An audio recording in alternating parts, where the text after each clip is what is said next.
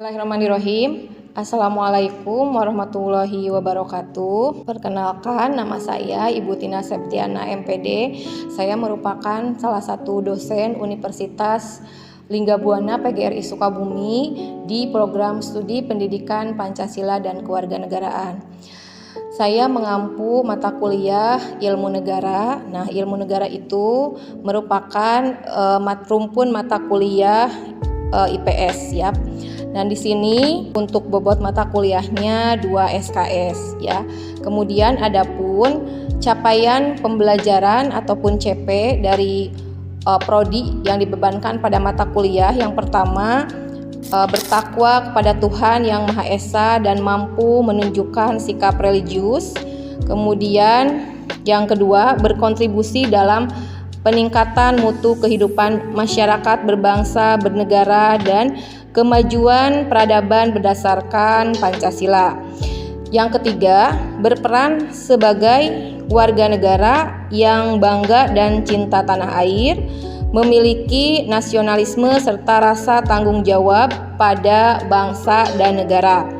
Kemudian berikutnya, taat hukum dan disiplin dalam kehidupan bermasyarakat dan bernegara, menguasai konsep teoritis ilmu kewarganegaraan, menguasai prinsip dan dasar-dasar penelitian ilmu dan pendidikan kewarganegaraan, menyusun deskripsi saintifik hasil kajian tersebut di atas dalam bentuk skripsi atau laporan tugas akhir dan mengunggahnya dalam laman perguruan tinggi. Kemudian mampu melakukan pendampingan terhadap siswa dalam lingkup pembelajaran pendidikan kewarganegaraan.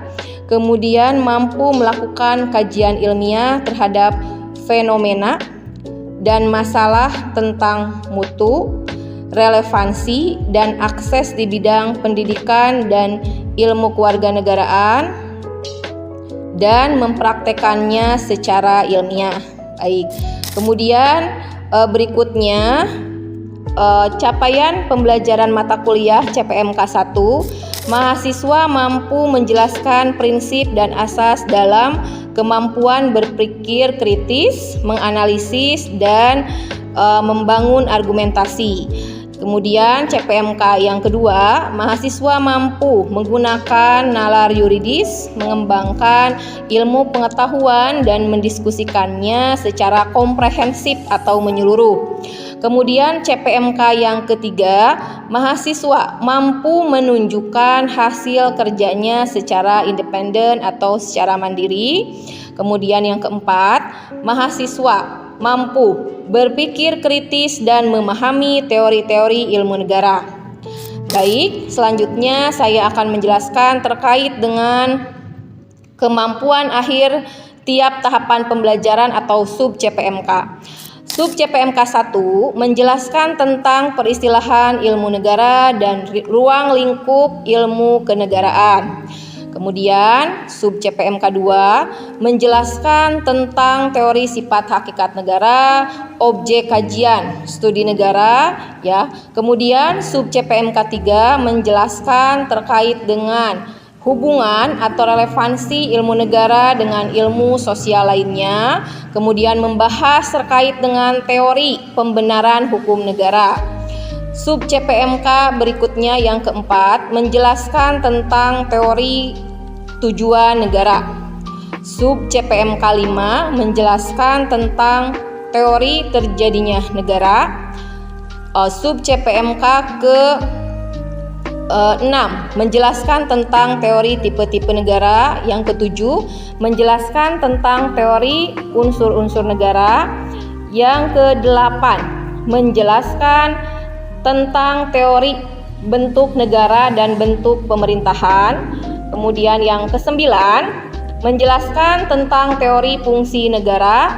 Yang ke-10 menjelaskan tentang teori konstitusi dalam suatu negara. Kemudian yang ke-11 menjelaskan tentang teori-teori kedaulatan dalam suatu negara. Yang ke-12 menjelaskan tentang teori lembaga perwakilan dalam sistem pemerintahan suatu negara. Yang ke-13, teori tentang alat-alat perlengkapan negara. Kemudian yang ke-14, teori tentang sendi-sendi pemerintahan dalam suatu negara. Dan yang terakhir, yang ke-15, menjelaskan tentang teori kerjasama ataupun ada hubungan kerjasama nasional, internasional ya, antar negara yang satu dengan negara yang lainnya. Oke, kemudian adapun deskripsi singkat dari mata kuliah ilmu negara ini. Pada mata kuliah ini selain mempelajari peristilahan, ruang lingkup dan objek kajian dari ilmu kenegaraan, juga mempelajari 14 teori dari George Jelling ya, merupakan bapak ilmu negara, yaitu teori sifat hakikat negara, teori pembenaran hukum negara, teori tujuan negara, teori terjadinya negara, teori tipe-tipe negara, teori unsur-unsur negara, teori bentuk negara dan bentuk pemerintahan, teori fungsi negara, teori konstitusi dalam suatu negara, teori kedaulatan negara, teori lembaga perwakilan negara, teori alat-alat perlengkapan negara, dan juga teori sendi-sendi pemerintahan dalam suatu negara. Nah, kemudian adapun bahan kajian materi pembelajaran dari mulai pertemuan pertama sampai ke pertemuan di ke-16 atau pertemuan sampai ujian akhir semester. Yang pertemuan pertama itu membahas terkait dengan kontrak mata kuliah ilmu negara yang bobotnya 2 SKS ya, menjelaskan peristilahan ilmu negara dan ruang lingkup ilmu kenegaraan. Di pertemuan yang kedua membahas tentang teori sifat hakikat negara, yang ketiga membahas teori pembenaran hukum negara, ruang lingkup kajian ataupun objek kajian dari ilmu negara, keterkaitan ataupun relevansi hubungan ilmu negara dengan ilmu sosial lainnya. Di pertemuan yang keempat membahas teori tujuan negara. Kemudian di pertemuan kelima membahas terkait dengan teori terjadinya negara atau asal-usul terbentuknya suatu negara. Kemudian di pertemuan keenam ada teori tipe-tipe negara. Yang ketujuh teori unsur-unsur negara. Pertemuan ke-8 ujian tengah semester ya, setelah ujian tengah semester dilanjutkan ke pertemuan ke-8 membahas terkait dengan bagaimana teori bentuk negara, bentuk pemerintahan, sistem kenegaraan, dan juga sistem pemerintahan di suatu negara. Kemudian selanjutnya di pertemuan ke-10 teori fungsi negara, 11 teori konstitusi, 12 teori kedaulatan, 13 teori lembaga perwakilan suatu negara, ke-14 teori alat-alat perlengkapan dalam suatu negara, kemudian yang ke-15 teori sendi-sendi pemerintahan dalam suatu ketatanegaraan, kemudian ke-16 teori bagaimana bekerja sama antar negara, kerjasama dalam hubungan internasional dengan suatu negara dengan negara yang lainnya. Dan yang terakhir, di pertemuan terakhir ditutup dengan ujian akhir semester. Ya, baik, untuk hari ini adalah pertemuan yang ketiga, akan membahas terkait dengan objek kajian ruang lingkup, juga teori pembenaran dari hukum negara dan ilmu negara. Selamat menyaksikan videonya. Baik, kegiatan belajar mengajar di pertemuan ketiga ini menggunakan pendekatan saintifik dengan metode ceramah dan diskusi atau tanya jawab. Assalamualaikum warahmatullahi wabarakatuh. Apa kabarnya hari ini anak-anak semuanya? Alhamdulillah sudah masuk ke pertemuan ketiga dalam mata kuliah ilmu negara. Baik, sebelum melanjutkan ke materi, bagaimana kalau kita semua berdoa terlebih dahulu? Berdoa dimulai. Berdoa selesai. Terima kasih semuanya sudah berpartisipasi aktif dalam perkuliahan hari ini, dan jangan lupa tetap semangat ya untuk presensi atau daftar kehadiran hari ini sudah diserahkan kepada PJ dan juga ketua kelas. Baik, kita mulai saja untuk perkuliahan hari ini. Alhamdulillah wa syukurillah, pada kesempatan kali ini kita bisa kembali masuk di perkuliahan mata kuliah ilmu negara pertemuan yang ketiga. Baik, sebelumnya kita sudah membahas ilmu negara ya, adalah mata kuliah keprodian yang ada di program studi pendidikan Pancasila dan Kewarganegaraan. Nah, kita akan melanjutkan materi berikutnya terkait dengan untuk apa sih sebetulnya belajar ilmu negara dan apa yang akan dipelajari dalam ilmu negara ini. Nah, berarti di benak kalian itu terpikir hal-hal yang terkait dengan negara. Apa saja sih yang hal-hal yang terkait dengan negara selain daripada negara kita, negara Indonesia, kapan mulai berdirinya negara kita, dan juga hubungan kita dengan negara-negara lain. Seperti halnya dalam suatu negara, yang diperlukan itu siapa yang akan memimpin negaranya. Berarti dalam suatu ilmu negara dipelajari juga terkait dengan kepemimpinan ataupun kepala negara. Kepala negara yang ada di negara kita, negara Indonesia, adalah dikepalai oleh seorang presiden. Presiden sebagai kepala negara. Kemudian di sini untuk apa belajar ilmu negara? Nah, ini ada beberapa poin penting karena dalam mata kuliah ilmu negara ini adalah mata kuliah dasar ya. Seperti halnya kalian mendapatkan ilmu kewarganegaraan, ilmu politik. Jadi dasar-dasarnya itu misalkan dari ilmu negara nanti ada di poin yang kedua. Untuk apa belajar ilmu negara? Poin yang pertama, supaya memahami kenapa di tiap negara itu ada pemerintah dan ada peraturan. Ibu contohkan sejarah terbentuknya suatu negara. Dulu itu kan masyarakat itu hidupnya berpindah, ada kepala suku ya. Di dalam masyarakat ada tertentu masih menggunakan kepala suku yang diketuai oleh kepala suku. Misalkan ada masyarakat adat Baduy ya. Nah, di masyarakat adat Baduy itu masih berlaku kepala sukunya. Nah, dulu itu sebelum kita misalkan jauh sebelum kita merdeka, negara Indonesia itu dulunya kan berbentuk kerajaan kecil ya. Seperti misalkan di daerah Jawa Barat sendiri ada kerajaan apa tuh? Kerajaan Pajajaran. Kemudian kerajaan Galuh ya, kerajaan Pasundan ya. Itu bentuk bahwa dulu jauh sebelum dibentuknya negara Republik Indonesia atau yang sering kita sebut NKRI, Negara Kesatuan Republik Indonesia. Nah, Negara Kesatuan Republik Indonesia ada konsep kesatuan, berarti kan dipersatukan ya dalam negara Republik Indonesia. Nah, dulu itu kembali lagi tadi berbentuk kerajaan karena pada saat ada penjajah juga dulu perlawanannya bersifat kedaerahan atau perjuangannya masih berdasarkan daerahnya masing-masing. Contohnya di daerah Aceh, pahlawan nasional yang melawan penjajahan. Salah satunya Tengku Umar, Cut Miadin, kemudian Cut Mutia ya. Nah, itu adalah pahlawan-pahlawan nasional yang memimpin perjuangan melawan penjajah. Misalkan di Provinsi Jawa Barat, yang paling kalian ingat di kerajaan apa tadi, Pajajaran, Prabu Siliwangi ya. Nah, itu adalah bentuk-bentuk kerajaan-kerajaan dulunya. Dalam bentuk kerajaan-kerajaan itu kan tadi ada raja ya, ada raja-rajanya dipimpin oleh raja.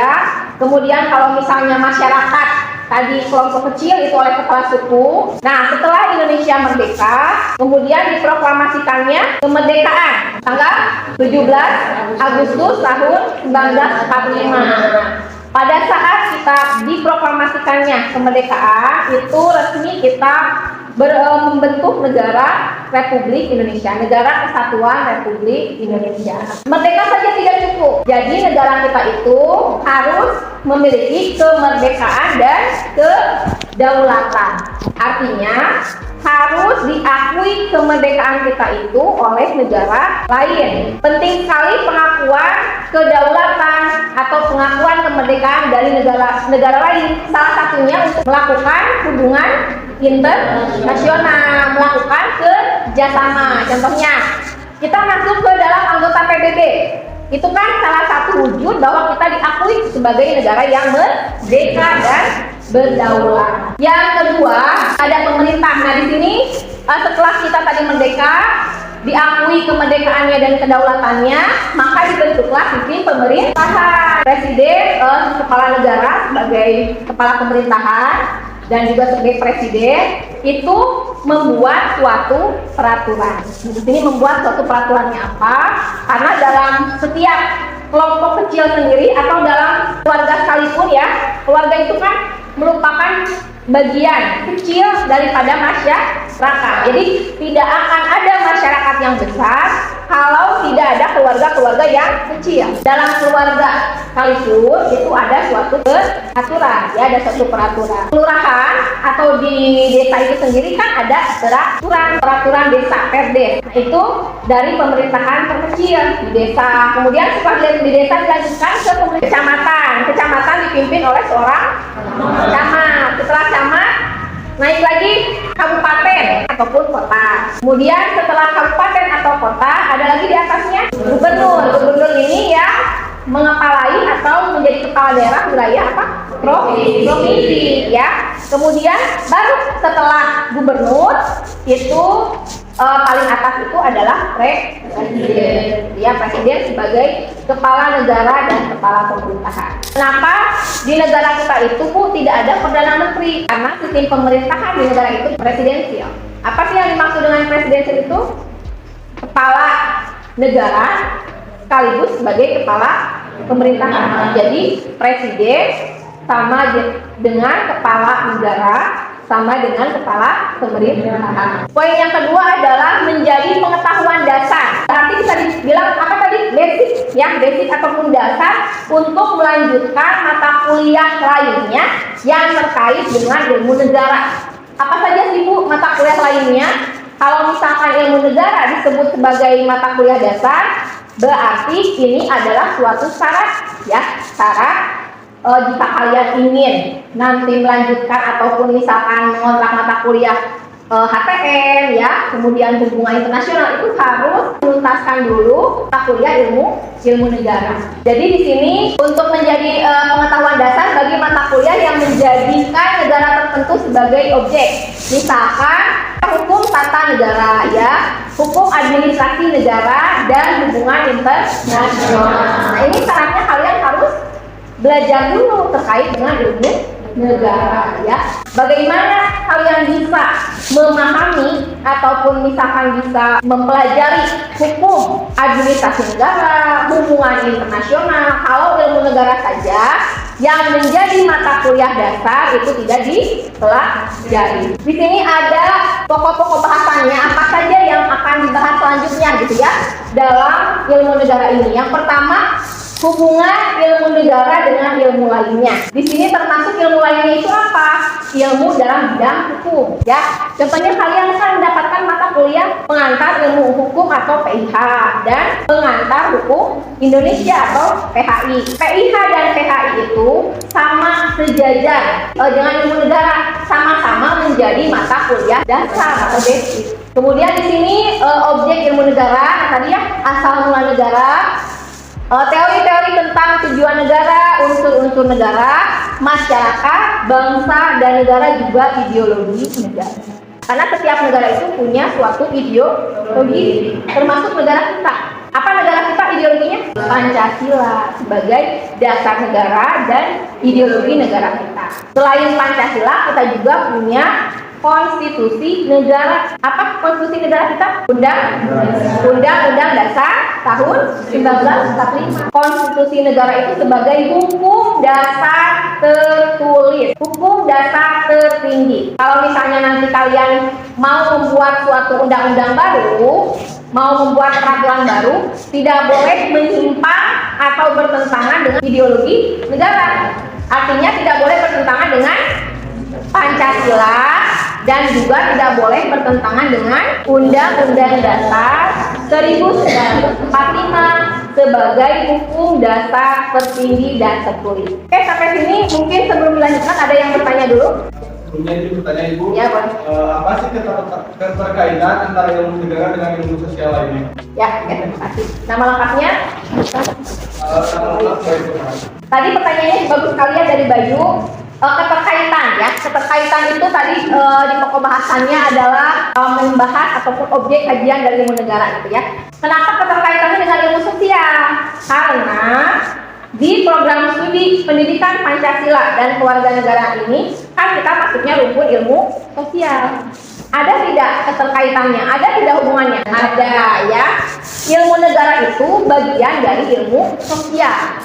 ya, bagian dari ilmu sosial. Nah, kalau misalnya kita melihat teori-teori keilmuan dari barat, ilmu negara itu ujung pangkalnya ataupun dari hulunya ke hilir gitu ya, keilmuan itu jadi terkait dengan ilmu filsafat. Dulu itu pada zaman Romawi kuno dan Yunani kuno itu Socrates, Plato, Aristoteles. Nah, mereka yang pertama kali ada yang disebut dengan negara kota atau polis. Nah, salah satu hubungannya itu dengan ilmu filsafat. Kemudian banyak lagi keterkaitan dengan ilmu lainnya. Ilmu negara terkait erat dengan ilmu pemerintahan. Karena negara tidak akan berjalan, ya, teori-teori saja kalau tidak dipraktekkan oleh ilmu pemerintahan. Jadi, kalau misalnya kita pintar dalam teorinya saja, ilmu negaranya gitu ya, ilmu pemerintahannya, tapi tidak dipraktekkan oleh orang-orang yang ada di dalam suatu pemerintahan itu, kira-kira akan berjalan tidak negara itu? Tidak akan, ya. Jadi terkait erat dengan tadi apa? Ilmu filsafat, ya, ilmu pemerintahan. Nah, ilmu pemerintahan dalam menjalankan suatu sistem pemerintahan, kita juga memerlukan strategi. Strategi itu dipelajari dalam ilmu politik karena negara Republik Indonesia, negara yang berbentuk republik, negara yang berdasarkan pada hukum dan demokrasi. Ya, sebagaimana halnya negara demokrasi itu adalah negara yang pemimpinnya itu dipilih oleh rakyat, ya, pemerintahan dari rakyat, oleh rakyat, untuk rakyat. Pada saat dibutuhkannya atau diperlukannya sosok pemimpin, kepala negara, itu dipilih oleh rakyat. Ini kan dalam negara demokrasi harus ada rekrutmen, ya, harus ada rekrutmen. Siapa sih yang mengusung pemimpin kita? Nah, ini diperlukan adanya ilmu politik. Ilmu politik itu sebagai wadah, gitu ya, wadah dalam mensosialisasikan ataupun wadah dalam mempraktekkan ilmu pemerintahan itu sendiri. Jadi sangat erat kaitannya tadi dengan ilmu filsafat, ya, ilmu sosial lain itu dengan ilmu pemerintahan, dengan ilmu politik, satu lagi dengan ilmu hukum, ya, negara berdasarkan hukum. Kalau misalkan negara tidak ada suatu peraturan dalam suatu negara, itu sama saja dengan negara yang tidak teratur, ya. Kalau dalam suatu negara tidak ada hukumnya, bisa dibayangkan bagaimana? Jadi bisa dibayangkan ada hukum negaranya, tapi tidak ada hukum apa-apa. Jadi ilmu negara juga erat kaitannya dengan ilmu hukum. Karena negara bisa diri, negara bisa terbentuk itu dengan adanya peraturan-peraturan hukum yang dibuat. Sebelum nanti ada yang bertanya lagi, kita lanjutkan lagi. Nah, di sini terkait dengan pokok bahasannya tadi sudah dijelaskan, ya, keterkaitan itu sama dengan objek studi atau objek kajian dari ilmu negara. Teori legitimasi kekuasaan negara, negara, hukum, dan kekuasaan. Tiga hal yang tidak bisa dipisahkan. Orang di berlomba-lomba untuk menjadi presiden itu meraih apa sih? Kekuasaan. Kekuasaan itu apa sih? Orang yang berkuasa berarti orang yang bisa memberikan pengaruh, betul tidak? Ya, orang yang bisa mempengaruhi orang lain itu sama dengan orang yang berkuasa, ya. Jadi kekuasaan itu adalah simbol daripada seseorang bisa mempengaruhi orang lain.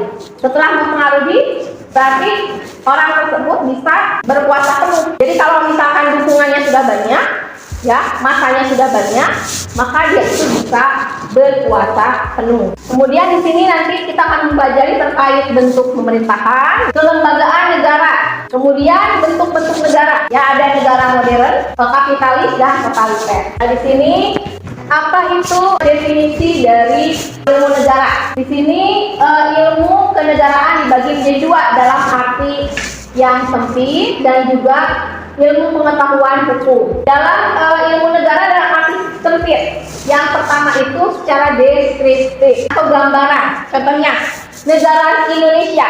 Apa yang kalian akan pikirkan ketika ibu mengucapkan kata Indonesia? Yang terbayang dalam benak kita apa? Misalkan dengan keramah-tamahan masyarakatnya, kemajemukan suku budayanya. Kemudian di sini analisa. Kalau tadi deskriptif itu gambaran, kalau analisa selain daripada kita memahami apa tadi gambaran tentang negara, tadi ada presiden, kemudian juga ada pemerintahan daerahnya juga saling terkait satu sama lain, terkait dengan praktek dari teori yang ada. Jadi tadi itu, ya, Teori-teori dalam ilmu negara itu tidak bisa dipraktekkan jika kita tidak saling melengkapi dengan ilmu sosial lain. Kalau kita misalkan ingin berdiri sendiri, ilmu negara itu tidak bisa, karena saling bergandengan dengan ilmu pemerintahan, ya, ilmu politik, saling bergandengan.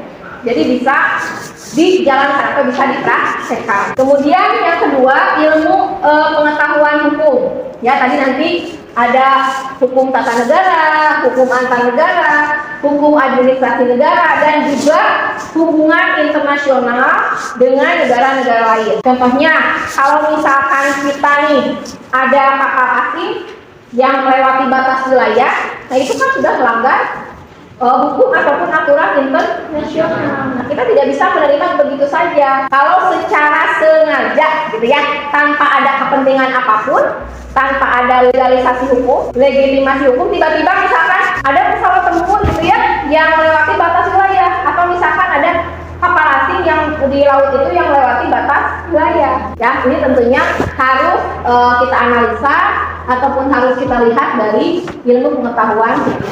Nah, di sini BSDD start with concept, ya. Jadi ilmu negara itu yang bersifat deskriptif, kemudian menggambarkan peristiwa yang terjadi yang berhubungan dengan negara, yang merupakan gejala dalam masyarakat dan disusun sebagai rangkaian suatu peristiwa sejarah. Nah, di sini bisa dicontohkan Dewan Perwakilan Rakyat. Dewan Perwakilan Rakyat di sini kan mewakili suara kita, ya, dalam parlemen. Nah, di sini ilmu negara itu sifatnya menganalisa, gitu ya, menganalisa ataupun bagaimana dengan analisa itu kita bisa menentukan suatu ciri-ciri yang sistematis, gitu ya, dalam keilmuan negara ini. Praktisnya, ya, jadi intinya adalah ilmu negara itu mempraktekkan, tadi kayaknya mempraktekkan teori-teori yang ada, kemudian menerangkan tentang cara-cara bagaimana mempraktekkan teori ilmu kenegaraan dengan tujuan untuk apa? Kepentingan praktek kenegaraan, sehingga disebut juga sebagai ilmu pengetahuan politik. Makanya tadi ilmu negara itu tidak bisa dipisahkan dengan keilmuan-keilmuan lainnya, atau keterkaitannya sangat erat, saling bergandengan dengan ilmu sosial lainnya. Masih definisi ilmu negara atau pengertian ilmu negara menurut Sugino: ilmu yang menyelidiki atau membicarakan asal mula negara, hakikat negara, bentuk-bentuk negara dan pemerintah berdasarkan pengertian negara yang abstrak, terlepas dari tempat, keadaan, dan waktu. Oke, sebelum dilanjutkan ada lagi yang bertanya sebelah sini dulu, boleh? Silahkan, Kak. Jadi bertanya, sih Ibu, kajian dalam ilmu negara itu tuh apa ajanya yang ada kesinambungannya dengan keluarga negaraan yang dimaksudkan? Tujuan kita belajar ilmu negara di program studi pendidikan Pancasila dan Kewarganegaraan. Ya, karena dalam ilmu negara itu yang dikaji tidak hanya terkait negaranya saja, gitu ya, tapi juga penduduk warga negara. Jadi objek kajian utama ilmu negara dengan program studi kita itu sangat terkait erat, gitu ya, di mana program studi pendidikan Pancasila dan Kewarganegaraan tujuannya, visi dan misinya yang ada dalam visi dan misi di program studi kita itu adalah untuk membentuk karakteristik warga negara yang baik, untuk membentuk karakteristik warga negara yang cerdas, be good, smart, and good citizenship, untuk membentuk karakter, ya, building karakter ataupun karakter warga negara yang baik dan cerdas. Tidak hanya cerdas saja, tapi juga baik. Jadi tadi objek kajiannya terkait erat dengan di program studi kita dengan visi dan misi salah satunya, dan juga tujuan utamanya. Karena dalam ilmu negara juga tidak hanya melulu membahas terkait dengan sistem pemerintahan, ya, tidak hanya membahas tentang kepala negaranya saja. Apa kabar dengan penduduknya? Apa kabar dengan masyarakat? Jadi dikaji juga tentang masyarakat, tentang warga negara, hak dan kewajiban warga negara.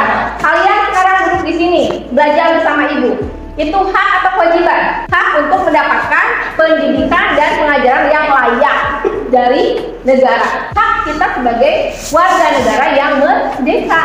Kita bebas berteman dengan siapapun, kita bebas misalkan mau keluar ataupun mau bagaimanapun kita bebas, ya. Dalam arti kita sedang tidak dipidanakan atau apa. Ada juga hak asasi manusia, gitu ya. Jadi kita memiliki hak-hak dan kewajiban sebagai warga negara. Nah, itu objek kajian yang utamanya terkait dengan visi dan misi di program studi kita. Juga objek kajian ilmu negara itu kan membahas tentang warga negara, perilaku warga negara. Kemudian misalkan hal-hal lain lagi, misalkan yang dilakukan oleh warga masyarakat di Indonesia, itu contohnya ya. Dan mudah-mudahan misalkan peraturan itu dibuat bukan untuk dilanggar. Nah, perbedaan ilmu negara dan ilmu politik ya. Walaupun tadi ada keterkaitannya, tapi ini ada perbedaan ataupun ada hal-hal yang dari objek kajian ini berbeda. Jadi ini ya beberapa perbedaan-perbedaannya. Nah, ini bisa kita melihat walaupun saling terkait satu sama lain. Jadi ilmu negara dan ilmu politik itu ada perbedaannya. Nah, di sini ilmu negara itu mempelajari negara secara universal ataupun keseluruhan, ya, keseluruhan dari ilmu negara. Tadi terkait dengan negara, warga negara, ilmu negara dan ilmu sosial lainnya, ya. Kemudian ilmu hukum mempelajari hukum suatu negara yang konkret atau yang nyata. Jadi ilmu negara dengan ilmu hukum ini walaupun satu sama lain punya konsep yang berbeda, gitu ya, dari bidang kajiannya, tapi satu sama lain tidak bisa dipisahkan karena dalam negara itu harus ada juga terkait dengan peraturan atau hukum. Alhamdulillah wa syukurillah, hari ini kita sudah membahas tadi terkait dengan ilmu negara ya. Ilmu negara di pertemuan ketiga ini tadi kita membahas terkait dengan ruang lingkupnya, bagaimana objek kajiannya, keterkaitan ilmu negara dengan ilmu sosial yang lainnya. Bahkan tadi sudah banyak yang aktif bertanya juga ya. Nah, untuk pertemuan berikutnya kita nanti akan membahas bentuk-bentuk negara dan bagaimana sistem pemerintahan di masing-masing negara, termasuk di negara kita, di negara Indonesia ya. Terima kasih semuanya atas perhatiannya. Wabillahi taufiq wal hidayah. Wassalamualaikum warahmatullahi wabarakatuh.